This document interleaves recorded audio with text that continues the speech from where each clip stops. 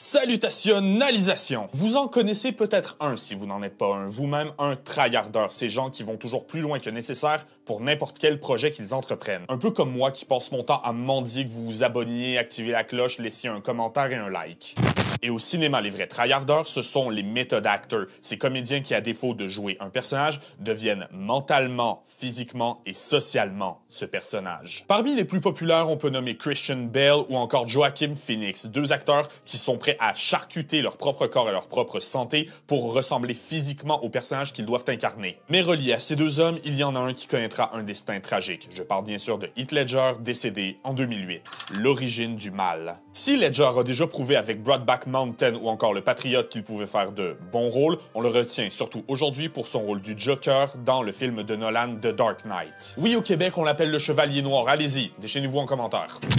De prime abord, on peut croire que c'est une bonne vie qui s'est mal terminée, mais dans les faits, ça commençait déjà assez mal. On est entre 2006 et 2008, Dark Knight n'est pas encore sorti, les derniers films de Ledger ne connaissent pas un énorme succès au box-office, ça fait un moment que Brokeback Mountain a été oublié, et Heath Ledger, il vient de se séparer de Michelle Williams avec qui il avait une petite fille de 2 ans. Il va finir par emménager à Manhattan et c'est là qu'il sera retrouvé mort quelques mois après. Mentalement parlant, Ledger a toujours eu de gros problèmes. Il déclarera même au Times que son art vient souvent d'une place de souffrance. Quand j'obtiens un rôle, je pense toujours que je ne devrais pas l'avoir, que je les ai encore bernés. Je ne peux pas le faire, je ne sais pas comment le faire. On appelle ça le syndrome de l'imposteur, le fait que professionnellement, vous pensez que tout le monde autour de vous mérite leur place, mais vous non. Et chez Ledger, le doute et l'anxiété, c'est quelque chose de très courant, tellement en fait qu'il en était fortement médicamenté pour l'aider à combattre le stress et l'insomnie. Tout ça, plus le reste de ses démons, c'est un cocktail Molotov très explosif, auquel viendra s'ajouter une petite étincelle.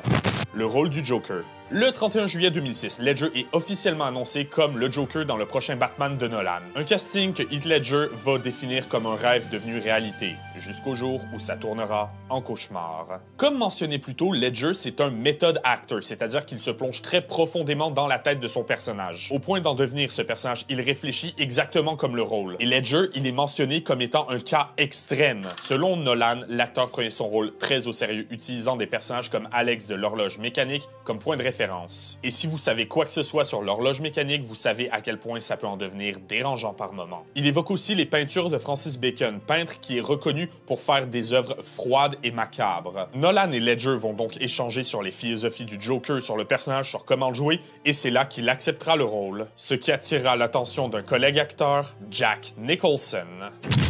Nicholson ayant joué le clown prince du crime dans Batman de 1989 réalisé par Tim Burton, il connaît très bien le rôle, mais surtout, il connaît Heath Ledger. Quand ce fut annoncé que le Joker allait être joué par Ledger, Nicholson l'aurait directement appelé. Il dit même avoir été furieux de ne pas avoir été consulté avant. Jack Nicholson aurait dit à Ledger quelque chose du genre « Je sais que tu es un méthode acteur, je sais que tu te plonges dans la peau de tes personnages, ne le fais pas pour le Joker, c'est un malade. » À noter que je n'ai pas retrouvé la vraie citation, je me permets donc de paraphraser. Par contre, ce que j'ai retrouvé, c'est le fait que Nicholson a bel et bien dit aux journalistes après la mort de Ledger « Je lui ai dit de ne pas le faire ». Ledger va donc ignorer les conseils de Jack Nicholson et s'enfermer seul dans une chambre d'hôtel pendant 6 semaines coupé de tout contact humain. L'être humain est un animal social. L'isolement peut faire des dommages psychologiques parfois irréversibles. Il y a qu'à voir certains cas de détresse psychologique dans lesquels ont été plongées certaines personnes pendant la pandémie et l'isolement. Sans dire que c'est ça qui a fini par avoir raison de la santé mentale de Ledger, c'est clairement quelque chose dont il n'avait pas besoin. Et même pendant le tournage, on voit que des choses assez dérangeantes se produisent.